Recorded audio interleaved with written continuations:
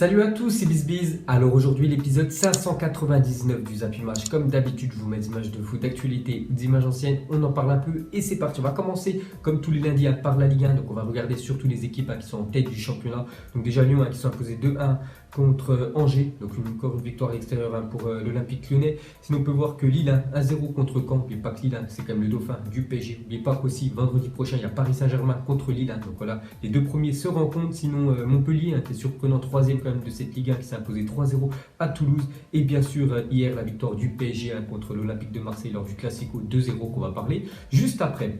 Ensuite jeter rapidement un coup d'œil au classement. Donc le PSG encore avec cette victoire, ça fait 11 matchs, 11 victoires, donc 33 points possibles, 33 points pris par le PSG qui s'envole quand même pour remporter encore une fois le championnat de France. Sinon Lille 2e, Montpellier 3e, Lyon 4e, Marseille 5e. Donc voilà le classement de la Ligue 1 après 11 journées. Ensuite bien sûr on va revenir sur le Classico français entre l'Olympique de Marseille et le PSG. Donc déjà je l'ai regardé en même temps que vous, j'étais en live hier soir et on peut voir que c'est le PSG qui s'est imposé 2-0, un but de Kylian Mbappé, un but de Draxler en toute fin de match. Donc c'est surtout sur un gros contre parce que voilà Marseille vous l'a égalisé et le PSG a joué en contre avec des joueurs vraiment très rapides devant. Voilà ça fait la différence. Donc le PSG remporte son 11e Classico en 6 ans. Donc ils n'ont pas perdu depuis le 8 avril 2012. Le PSG contre l'Olympique de Marseille, je crois que ça fait plus de 18 matchs qu'ils ont joué, que ce soit soit en Ligue 1, en Coupe de la Ligue ou en Coupe de France, qu'ils n'ont pas perdu le PSG. Donc voilà, encore une victoire pour le Paris Saint-Germain.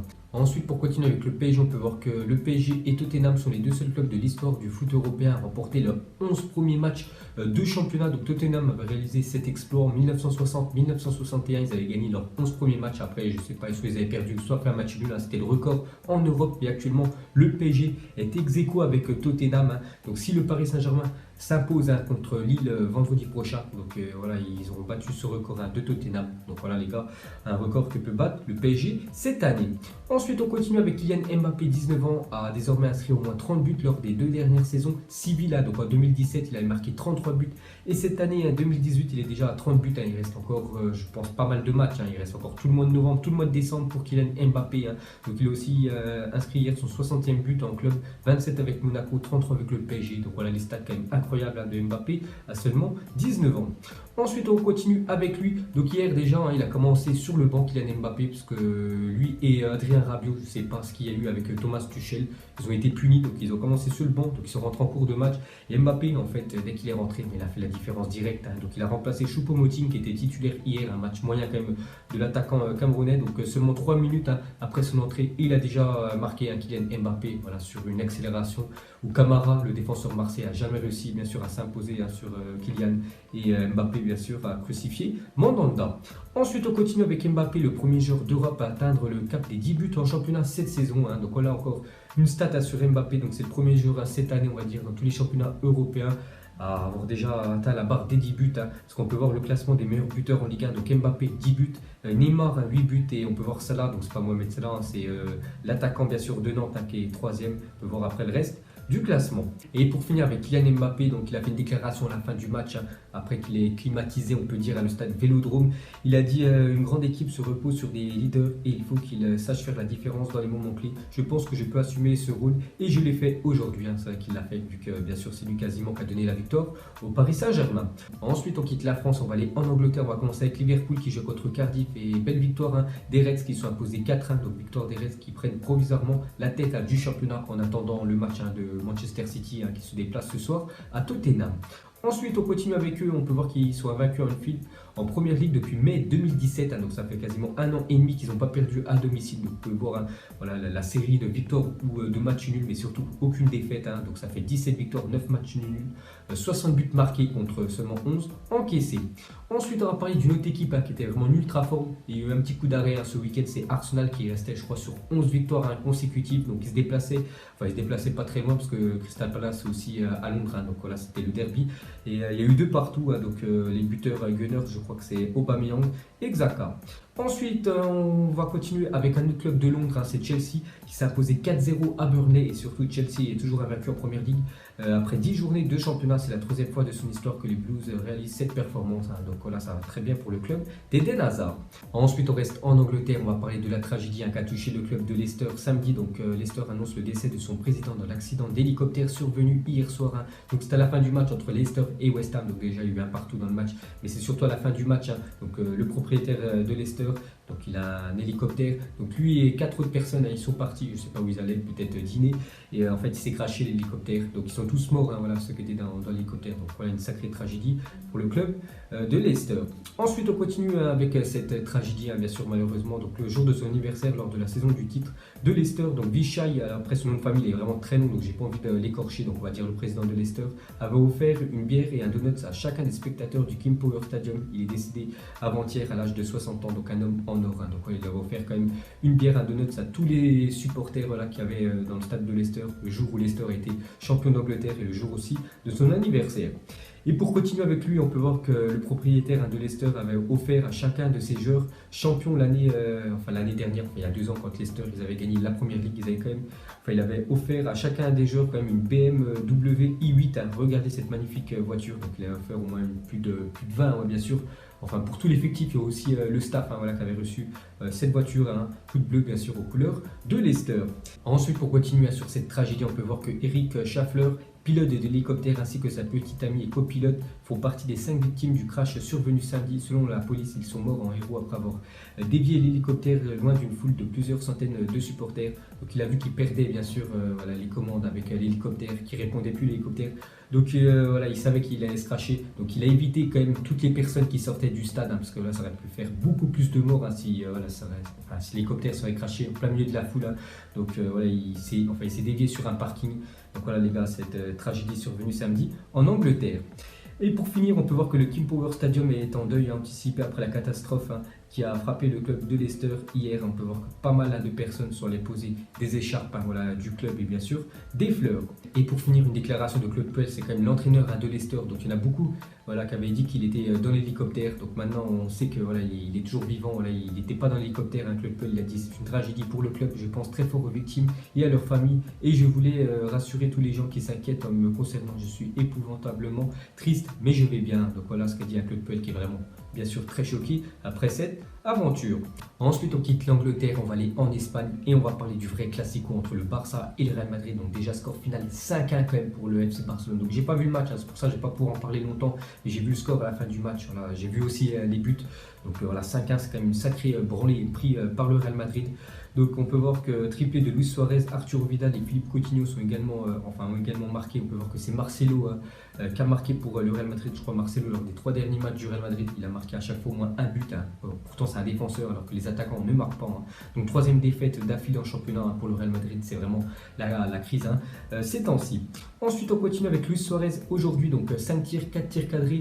3 buts pour Luis Suarez, donc ça on peut appeler que c'est un attaquant vraiment efficace, donc seulement 4 tirs cadrés, 3 buts, donc c'est ce qu'on demande à un attaquant bien sûr de les mettre au fond, et Luis Suarez a répondu hier. Ensuite, le Barça a marqué pour la 22e fois d'affilée dans l'histoire du Classico, toute compétition confondue. Donc voilà une sacrée stat aussi sur le FC Barcelone. Donc ça fait 22 fois d'affilée que le Barça minimum marque au moins un but lors d'un Real Madrid. Barça Real Madrid. Donc voilà les gars, une stat sur le FC Barcelone. Ensuite, une déclaration de Casemiro. Il a dit c'est un désastre, l'image d'aujourd'hui c'est le reflet de notre saison. On ne peut pas accuser l'entraîneur, les joueurs sont sur le terrain, ce 5-1. C'est nous cette saison, nous sommes les seuls coupables. Donc voilà ce qu'a dit Casemiro. C'est vrai que Lopetegui, bien sûr, il est pointé du doigt après cette défaite. Voilà, Lopetegui, il n'a pas joué, c'est juste lui qui donne la tactique de match. Et c'est les joueurs maintenant qu'il faut qu'ils répondent.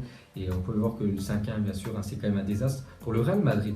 Ensuite, on revient sur Lopetegui. Donc en conférence de presse à la fin du match, il a dit c'est dur. Toutes les défaites sont dures, encore plus celles contre le Barça. Parce que voilà, le match qu'ils ne veulent pas perdre en Espagne, le Real Madrid, c'est bien sûr contre le FC Barcelone, leur plus grand rival. Et bien sûr, hier, ils sont pris une manita. Ensuite, Luis Suarez lors des Classicos en Liga avec le FC Barcelone. Donc en tout, c'est 9 matchs pour Luis Suarez, 9 buts. Donc il est le premier joueur à inscrire un triplé lors d'un Classico contre nous depuis Messi le 10 mars 2007, donc il y avait eu 3 partout, voilà une stat, sur Luis Suarez, l'attaquant uruguayen. Et pour finir avec lui, on peut voir qu'aucun joueur n'est impliqué sur plus de buts que Luis Suarez dans les 5 grands championnats depuis le début 2018. Donc en tout, c'est 22 buts pour Suarez, 15 passes décisives, donc seul Lionel Messi fait la même chose, parce que lui il a marqué 26 buts et 11 passes D pour Lionel Messi. Ensuite, on continue avec eux depuis le début de saison en Ligue 1, c'est 4 victoires, 2 matchs nuls, 4 défaites quand même pour le Real Madrid en seulement 10 journées, donc c'est catastrophique quand même. Donc le Real Madrid compte donc seulement 14 points après 10 journées de Liga, soit son pire total à ce stade de la compétition depuis la saison 2001-2002, où ils avaient pris seulement aussi 13 points, c'était catastrophique, mais voilà, ça fait plus de 17 ans quand même qu'ils n'avaient pas fait un début de championnat aussi catastrophique que cette année. Ensuite, selon Marca, Julen Lopetegui sera limogé de son poste d'entraîneur du Real Madrid. Aujourd'hui, il laissera sa place à Antonio Conte, donc normalement dans la journée, ou peut-être demain, voilà, il devrait être licencié Lopetegui, et ça devrait être Antonio Conte, l'ancien entraîneur de Chelsea, qui devrait prendre sa place. Ensuite, on clôture cette page classico. On va parler d'un autre grand d'Espagne, c'est l'Atlético de Madrid qui joue contre la Real Sociedad. Ils sont imposés 2-0 grâce à leurs défenseurs Godin et Philippe et Luis. Et pour finir avec la Liga, regardez le classement. Donc, premier Barça avec leur victoire hier. Donc 21 points, deuxième Atlético, 19, troisième l'Espagnol de Barcelone. Et on peut regarder le Real Madrid, ils ne sont même pas dans les places jaunes. Donc les places jaunes, c'est les places qualificatives pour la Coupe d'Europe l'année prochaine. Donc le Real est 9e quand même, ils ont seulement 14 points. Donc voilà, c'est vraiment catastrophique. Il faut absolument réagir pour Madrid. Ensuite les gars, on part d'Espagne, on va aller en Italie et on va parler de la Juventus qui sont imposés 2-1 contre Empoli. Et la Juventus s'impose grâce à un doublé de Cristiano Ronaldo. Donc voilà le joueur qui manque vraiment au Real Madrid depuis son départ. Quand même, on voit qu'à Madrid ça n'a plus du tout. Bref, on va revenir sur la Juventus parce que vraiment ils sont contents bien sûr d'accueillir Cristiano Ronaldo. Donc ils perdaient je crois 1-0 la Juventus, et grâce à CR7 en fin de match il inscrit 2 buts et donné la victoire à la Juve. Ensuite, buteur hier face à Empoli, Ronaldo a désormais inscrit au moins 40 buts lors des 8 dernières saisons civiles. Donc on a encore une stat sur CR7. Donc depuis l'année 2010 où il a inscrit 48 buts. Chaque année, on peut dire, il marque au moins minimum 40 buts. Cette année déjà à 41. Ensuite, regardez le classement des meilleurs buteurs en Italie. Donc le premier c'est Piatek, l'attaquant du Renoir qui a marqué beaucoup de buts lors des premières journées on peut dire du championnat. Et Ronaldo, souvenez, il a galéré un petit peu à marquer ses premiers buts en Serie A. Je crois au bout de 3 journées il n'a toujours pas marqué. Et depuis voilà, il commence à mettre des doublés, il commence à marquer des buts. Donc il est deuxième du classement avec 7 buts Cristiano Ronaldo grâce à son doublé avant-hier contre Empoli. Et pour finir ce zappimage, on va terminer avec une question sur les stades de foot. Entre le stade du Barça et le stade du Real Madrid. Donc pour vous, quel est votre nouveau stade préféré? Parce qu'après travaux, normalement les deux stades, Camp Nou et Bernabéu, vont avoir des travaux pour être améliorés. Donc voilà ce que va ressembler ces deux stades-là. Donc vous préférez soit celui du Barça, soit celui du Real. Donc voilà les gars, la fin de Zappimage 599. Donc si ça vous a plu, un petit like, et demain je vous ferai l'épisode quand même 600 de cette série du Zappimage que je vous sors quasiment tous les jours. Donc en espérant que ça vous plaît bien sûr toujours autant. On en reparlera bien sûr demain. Ciao à tous. Donc on l'a maquillé avec tes mensonges. Ego son âme est moche, plus qu'à la maquiller avec tes mensonges. Je sais pas ce qui se passe dans ma tête. Parfois, je voudrais sauver la terre. Parfois, je voudrais la voir brûler. Ça va pas trop, je roule en terre. Trop de haine pour 9 mètres carrés. Tristesse, faut pas.